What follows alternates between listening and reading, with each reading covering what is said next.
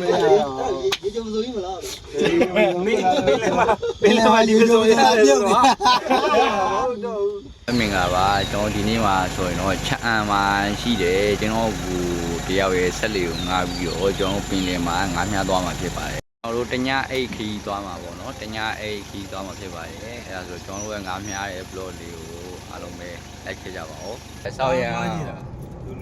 အန်သူဘန်သူပျော်လားဒီနေ့ blog မှာဆောင်းရမ်းပျော်လားဖြုတ်မဲ့တကယ်ကြီးကိုရောက်တော့ အေးစီငါအကောင်ကြီးများမယ်နော်ငါအကောင်ကြီးများမယ်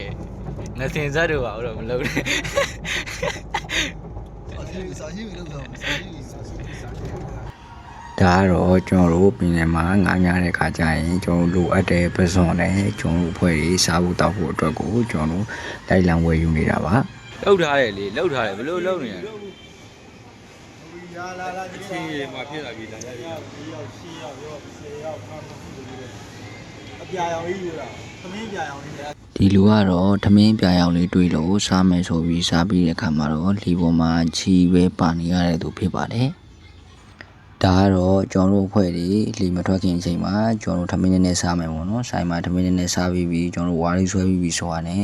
ကျွန်တော်တို့လေသမားကိုဖုံးဆက်မယ်လေသမားကိုဖုံးဆက်ပြီးတော့ကျွန်တော်တို့အစင်းလေးဖြစ်ပြီးဆိုတာနဲ့လေသမားကနေပြီးကျွန်တော်ကားကနေပြီးတော့ကျွန်တော်တို့စားထွက်မယ်ပေါ့နော်တွေ့တော့ဘယ်လိုမျိုးဂျင်းထဲမှာဘယ်လိုခံစားရလဲအဲကဟိုမိတ်လိုပဲဒီအဲ့တော့ကျွန်တော်တို့ရဲ့ခေါင်းကြီးဖြစ်ပါတယ်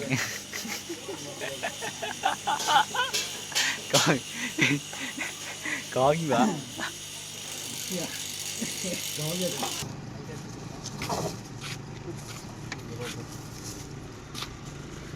တိုက်ဟုတ်ဂိုင်းနေလိမ့်ရှင်ဂိုင်းနေအေးโอเคရပြီဟိုကန်းကြီးတက်မအောင်ကျွန်တော်တို့ငါအမြထွက်ဖို့ပေါ့နော်လှေချီကိုကျွန်တော်တို့တကူဒါပစ္စည်းတွေလိုအပ်တာလေးတွေနည်းနည်းတင်နေတာပါဖြစ်ပါတယ်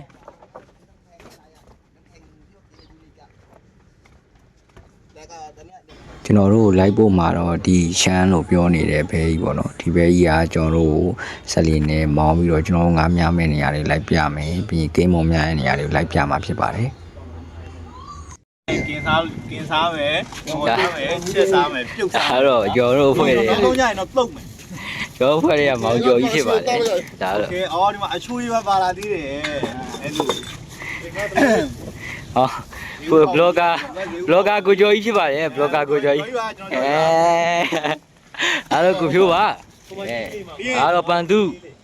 ဒါတော့ကိုတော်ဖြစ်ပါတယ်လေးပါငါသူသေးလေးဟိုကတော့ဘောင်းမီလဲနေတဲ့ကိုကြီးဖြစ်ပါတယ်ဘောင်းမီလဲနေတဲ့ကိုကြီးဖြစ်ပါတယ်လို့ရောတို့လှေထွက်ခါနီးဟိုပြင်ဒီပြင်ဟော